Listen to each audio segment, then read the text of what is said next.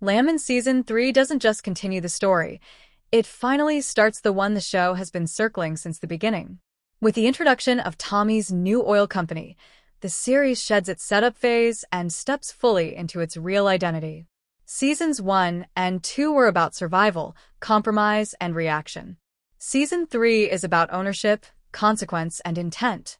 For the first time, Landman isn't just showing us how the oil world chews people up. It's showing us what happens when one of its most battered players decides to build something of his own inside the chaos. Up until now, Landman has largely functioned as a story about being trapped inside broken systems. MTEX represented that perfectly. It was a company riddled with mistrust, unclear leadership, and conflicting priorities. Tommy spent most of his time putting out fires he didn't start, answering to people who didn't respect him, and absorbing blame for decisions he didn't fully control. That dynamic was compelling, but it was also limiting. The story was reactive by design. Problems happened to Tommy, and the tension came from how long he could endure them. The new oil company changes that equation completely. For the first time, Tommy isn't managing someone else's mess, he's creating his own vision. That shift alone fundamentally alters the tone of the series. Instead of asking how long Tommy can survive under pressure, Season 3 asks what kind of man he becomes when the pressure is self-inflicted. Ownership brings freedom, but it also removes excuses. Every decision now has a clear fingerprint, and every mistake lands squarely on Tommy's shoulders. What makes this moment feel like the true beginning of Landman's real story is how clearly it reframes everything that came before it. Seasons 1 and 2 now feel like an extended prologue, a brutal education in how the oil business actually works. Tommy learned where loyalty breaks down, how power really moves, and why trust is always conditional. He learned that competence doesn't protect you, morality doesn't shield you, and good intentions are often liabilities. The new company isn't a fresh start in a hopeful sense. It's a hardened response to everything he's already survived. This is where the show's themes finally align. Landman has always been interested in power, masculinity, legacy, and compromise, but those ideas floated around fragmented storylines for a while. With the new company, they converge. Tommy is no longer negotiating from a position of defensive humility. He's defining terms. That immediately raises the stakes, because the oil world punishes ambition far more aggressively than submission. Being small can make you invisible. Being bold makes you a target. The new company also sharpens the show's moral focus. When Tommy worked under MTEX, it was easy to blur responsibility. Decisions came from above, pressure came from investors, and compromises could be rationalized as survival. In Season 3, those buffers are gone. Every ethical shortcut, every risky alliance, and every dangerous move becomes a reflection of Tommy's values, or lack of them. That doesn't make him a hero. It makes him honest. And honesty is far more interesting television. Another reason this shift feels so significant is how it restructures the power dynamics around Tommy. Characters who once held leverage over him now have to renegotiate their positions.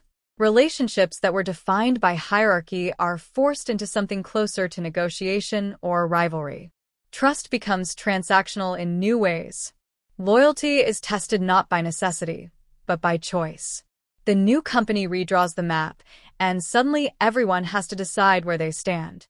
This is also where Landman starts to feel less like a workplace drama and more like a true neo-Western.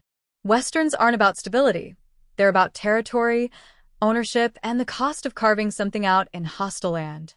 Tommy's new company represents a claim, not just on oil, but on identity. He's no longer just the fixer or the fall guy. He's staking ground, and that inevitably invites conflict. Season 3 doesn't need to manufacture tension. It's baked into the premise. Importantly, the show doesn't pretend this move is noble or clean. There's no illusion that starting a new oil company is an act of moral clarity. If anything, Landman is clear-eyed about the dangers.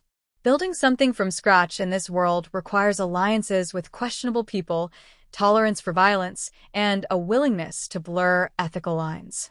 The difference is that now those compromises are intentional rather than forced. Tommy knows the cost. The question is whether he believes the outcome is worth it.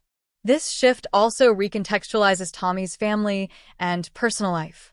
When he was trapped inside MTech's, work and home bled into each other in chaotic ways. The new company doesn't simplify that tension, it intensifies it. Ownership means the stakes are no longer abstract. Failure doesn't just cost Tommy his job, it threatens everything he's trying to protect. That makes every decision heavier and every risk more personal. Season 3 isn't just about business growth. It's about what that growth demands from the people closest to him. What's most exciting about the new oil company is that it gives Landman room to evolve.